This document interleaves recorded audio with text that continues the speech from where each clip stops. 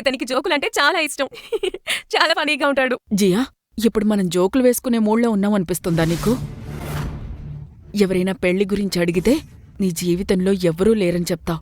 ఇప్పుడు ఆ అబద్ధాన్ని దాచిపెట్టడానికి ఇతన్ని తీసుకొచ్చావా? మీ అందరూ ఒక విషయం గమనించలేదా? ఈ ఇద్దరు ఇక్కడికి వచ్చినప్పటి నుంచి వాళ్ళ కళ్ళల్లో ఎలాంటి ఎమోషన్స్ కనిపించడం లేదు.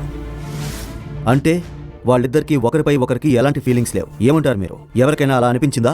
లేదు, అలాంటిదేమీ కనిపించలేదు. ఇది ప్రేమ కాదు, స్పష్టంగా డ్రామా. మన ఊర్లో జరిగే రామలీలలో వానరుడు కూడా ఒక నకిలీ బాయ్ ఫ్రెండ్ కంటే బాగా నటిస్తాడు.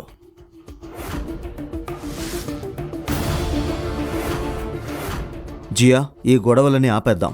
నేను నిన్ను చూసుకోవాలనుకుంటున్నాను, నీతో జీవించాలనుకుంటున్నాను. నేను నీకోసమే ఇక్కడున్నాను. నీకు ఏ సమస్య ఉన్నా నాకు చెప్పు. వీణ్ణి నిన్ను ఇబ్బంది పెడుతున్నాడా? నువ్వు ఎంత ముద్దుగా, అందంగా, సున్నితంగా ఉన్నావో తెలుసా? ఇతను ఖచ్చితంగా నీ నుంచి ఏదో కావాలి. I know that. నీ అందమైన కళ్ళను, నీ అందమైన పెదవుల్ని చూసి ఐ థింక్ వాడికి నీ డబ్బు కావాలి.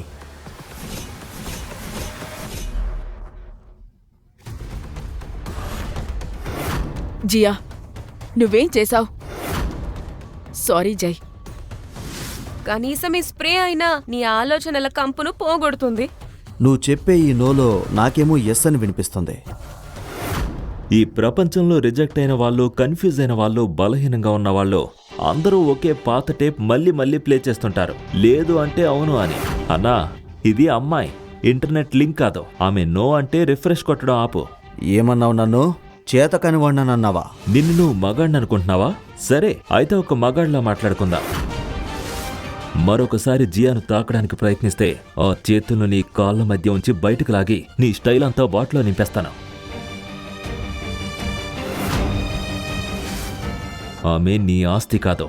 ఇంకొక్కసారి ఆమెపై చేయి వేయాలని కూడా ఆలోచించుకో.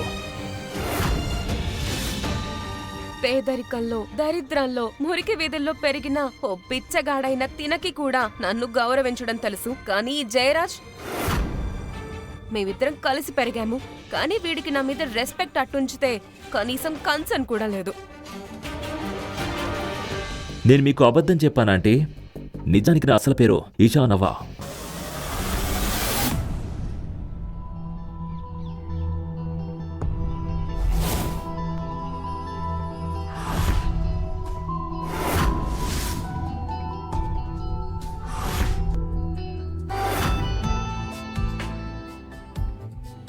మరి జయరాజ్, ఏమన్నావు? మేము క్లోజ్గా లేమని, ఫీలింగ్స్ లేవని. ఇంత క్లోజ్గా ఉంటే సరిపోతుందా, లేకపోతే ఇంటికొచ్చి చూస్తావా? చాలు జియా, ఇవాళ నా పుట్టినరోజు. నీతో తర్వాత మాట్లాడతాను. ఇలాంటి సిగ్గులేని పనులు ఈ చిన్న ఊరిలో పనికిరావు. అమ్మా, నువ్వు నన్ను ఇన్ని క్వశ్చన్స్ అండ్ ఆన్సర్స్ అడుగుతున్నావు. జయరాజ్ చేసిన పనులు మీకు కనిపించలేదా? వీడన్ని హద్దులు దాటేశాడు. అందుకే నా ప్రేమ నిజమని నిరూపించాల్సి వచ్చింది, వేరే ఆప్షన్ లేక. ప్రేమతో ఇల్లు నడవదు, కేవలం ప్రేమతో జీవితం సాగదు. బతకడానికి డబ్బు కావాలి, డబ్బు. జయరాజ్ దగ్గర 7 లగ్జరీ బంగ్లాలున్నాయి. రాయ్బెరీలో 1200 ఎకరాల భూమి ఉంది. 4 బొగ్గు ఫ్యాక్టరీలున్నాయి. మర్చిపోవద్దు, ఈ మేడ, ఈ గాలి, ఈ నేల ఇవన్నీ వాళ్ల వల్లే. నా బుద్ధిలేని కూతురు జీవితాంతం కష్టపడుతూ బతకాలి అని నేననుకోవట్లేదు. నిజం చెప్పు, నువ్వెవరు? నేను మీకు అబద్ధం చెప్పానంటే నా అసలు పేరు ఇషాన్ అవస్థి కాదు, ఇషాన్ అస్రానీ. లోస్లా కార్స్ యజమాని, అస్రానీ ఇండస్ట్రీస్ ఓనర్ నేనే.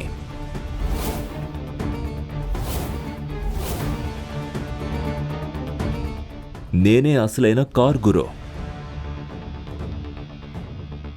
జియా ఒప్పుకుంటే ఆమెను పెళ్లి చేసుకోవడానికి నేను సిద్ధంగా ఉన్నాను.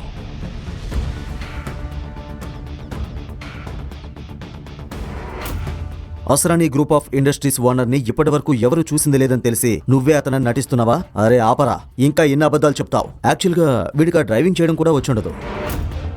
నీకు కార్ డ్రైవ్ చేయడం వచ్చా? కార్ నడపడం తెలుసు, దాన్ని తయారు చేయడం కూడా తెలుసు. ఓయ్,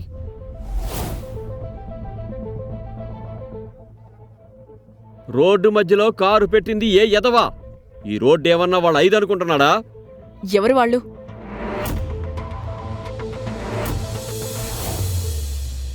ఇలా అరుస్తున్నారెందుకు? ఏమైంది? ఏమైంది? ఈ కారు ఎవరిదో వాళ్ళు వెంటనే తీయండి, లేదంటే ఇది కారు కాదు, తుక్కు తుక్కు అయిపోతుంది. ఈ కార్ ఎవరిదో తెలుసా? ఇది వరుణ్ అహూజా కార్. అతను మినిస్టర్ కొడుకు. నువ్వు దీనిని పొరపాటున ముట్టుకున్నా మనందరికీ తొక్క సిరుగుది. వెనకెళ్ళు. అలానా? అయితే ఈ కారుని పగలగొట్టి దారిని చేద్దాం. బాబు, అవసరమైతే నీ కాళ్లపై పడతాను. నా ఇంటి ముందు అతని కారుకేమైనా అయితే అతను నన్ను వదిలిపెట్టాడు. నాకు చిన్న కూతురు కూడా ఉంది బాబు. దయచేసి ఏమీ చెయ్యొద్దు ప్లీజ్. పక్కకి జరగంటే పక్కకి జరగవు. ఓ జయరాజ్, నువ్వైనా ఏదైనా చెప్పు. అతన్ని ఆపు. ఏం మాట్లాడుతున్నాడో చూడు. అరే బేవకూఫ్, ఆంటీ ఏం చెప్తుందో అర్థం కావట్లేదా? మా నాన్న ఈ ఊరు సర్పంచ్. ఇప్పుడు ఫోన్ చేసినా మీలాంటి రౌడీలను ఒక్క నిమిషంలో సెట్ చేస్తాడు. ఓహో, కారుని తాకొద్దా? అయితే నిన్నే తాకాలా? నాన్న కూచి. ముందు వీడి సంగతి చూద్దాం, తర్వాత కారు సంగతి చూసుకుందాం. Time please. ఆ కార్ని ఏం చేయాలనుకుంటే అది చేయండి, కానీ నన్ను మాత్రం వదిలేయండి. ఏమిటి? అరే, ఇప్పుడేమైంది మన నాన్న కూచికి? హే, మీ సర్పంచ్ నాన్నని పిలవవా? రా అన్న, కారుని పగలగొడదాం రా. అయ్యయ్యో, అయ్యో, ఏం చేస్తున్నారు మీరు? ఆపండి.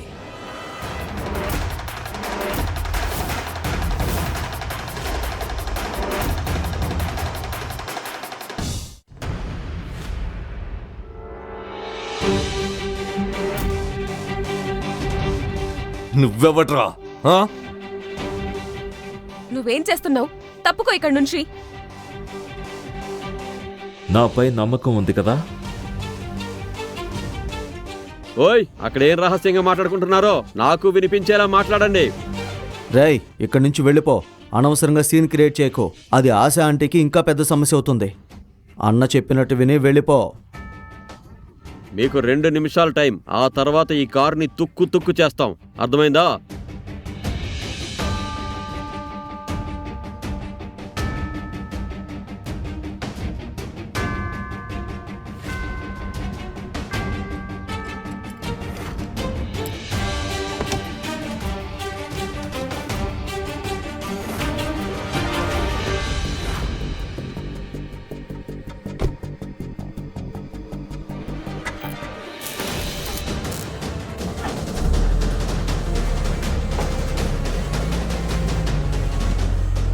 స్టార్ట్ అయిపోయింది.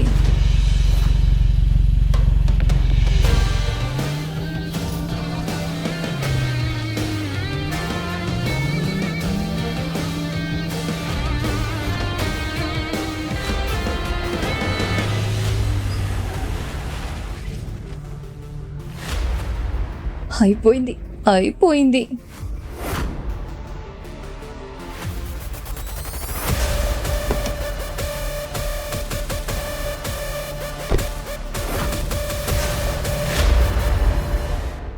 ఓయ్ బాబు, నువ్వెవర్రా? ఎక్కడి నుంచి వచ్చావు? నీ కాళ్ళు నేల మీద ఉన్నాయా లేక గాల్లో నడుస్తున్నాయా? అరే అరే ఆపండి బాస్, మీరంతా తొందరలో ఉన్నారుగా, అందుకే కారు స్టార్ట్ చేసి పక్కకు పెట్టేశా. అయ్యో గురు, నువ్వు మ్యాజిక్ చేసేసా. మాకు నేర్పించు గురు, ఆ కారు ఎలా స్టార్ట్ చేసావు? అవునరా అన్నయ్య, మాకు ఆ టెక్నిక్ చెప్పు. చూడండి, మీకు తొందర ఉంది. నేను మా అత్తగారి బర్త్డేకి వెళ్ళాలి. ఇంకోసారి ఖచ్చితంగా నేర్పిస్తా. ఇక మీదటి ఈ ఊరికి వస్తూనే ఉంటా, ఎందుకంటే నేను ఈ ఊరి అల్లుణ్ణి కదా. సరే అన్నా, మళ్ళీ కలుద్దాం.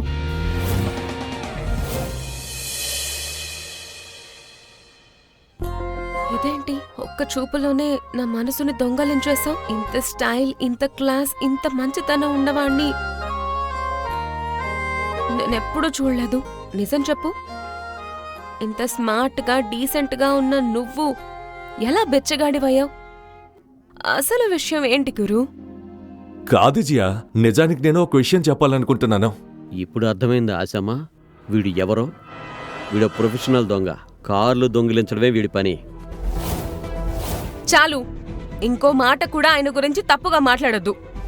ఆయనకు థ్యాంక్స్ చెప్పాల్సింది పోయి నిందలు వేస్తున్నావు. ముందు ఆయనకు సారీ చెప్పు. జియా, జయరాజ్ చెప్పింది నిజమే. ఇలాంటి స్కిల్స్ కార్ దొంగలకే ఉంటాయి. ఇంకా ఒక విషయం గుర్తుపెట్టుకో, హీరోతో తిరిగే అమ్మాయిని హీరోయిన్ అంటారు, బిచ్చగాడితో తిరిగే అమ్మాయిని బిచ్చగత్తె అంటారు, దొంగతో తిరిగే అమ్మాయిని దొంగదాన్ని అంటారు. నువ్వు ఈ దొంగతో ఉంటే నిన్ను దొంగగానే చూస్తారు. నీ గౌరవం కూడా బజార్లో చిల్లర్లా అమ్ముడైపోతుంది.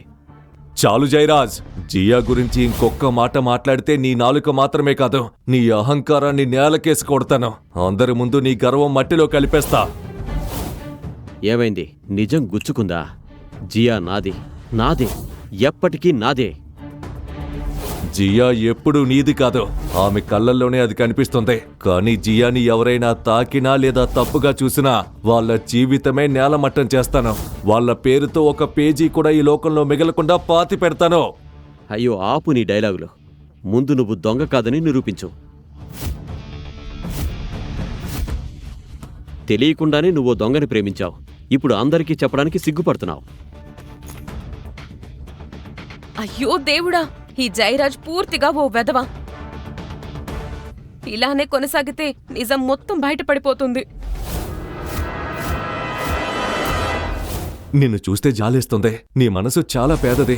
బయటకు చూపించేదాన్ని బట్టి ఎవరు ధనవంతులు ఎవరు పేదవాళ్ళు నిర్ణయిస్తారా? ప్రతి పేదోడు తన మనసుకి ధనవంతుణ్ణే అంటాడు. ఏంటి జియా, నీ ఆస్తి గొప్పలు చూపించాలనుకుంటున్నావా? మీ తాకట్టు పెట్టిన బంగ్లా కూడా చేతిలోంచి పోయాక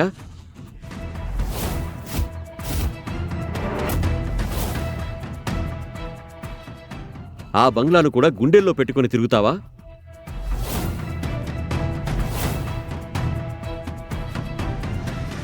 అమ్మా, ఇతనేం మాట్లాడుతున్నాడు? నేను నిజమే చెప్తున్నా. ఆశ ఆంటీ మీ ఇంటిని మా నాన్న దగ్గర తాకట్టు పెట్టింది. దానికి బదులుగా నిన్ను నాకిచ్చి పెళ్లి చేస్తానని మాటిచ్చింది.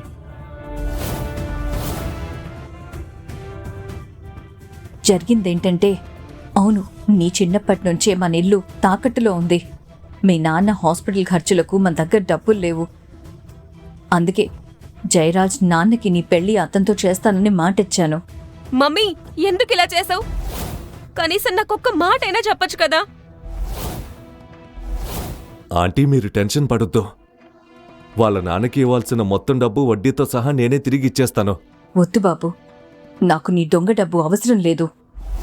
చాలు మమ్మీ. ఇషాన్, విను. Thank you. ఇప్పటికే మా కోసం చాలా చేసావు. కానీ ఇది మా ఫ్యామిలీ విషయం. దీని గురించి నువ్వు టెన్షన్ పడద్దు, ఓకేనా? ఇంకా భయపడకు. నీ డబ్బు నేను తిరిగిచ్చేస్తాను.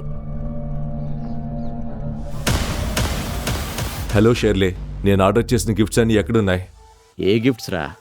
నువ్విచ్చిన ఆటో ఉందిగా, అదే ఎక్కి ఆ సన్న గల్లీదారిలో వెళ్ళిపో.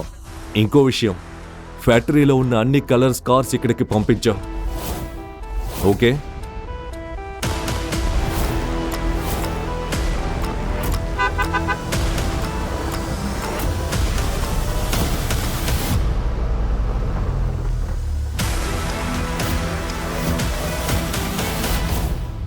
ఇలాంటి కథలు మరిన్ని వినాలనుకుంటున్నారా?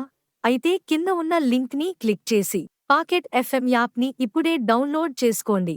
మరిన్ని అద్భుతమైన కథలతో మళ్ళీ కలుద్దాం.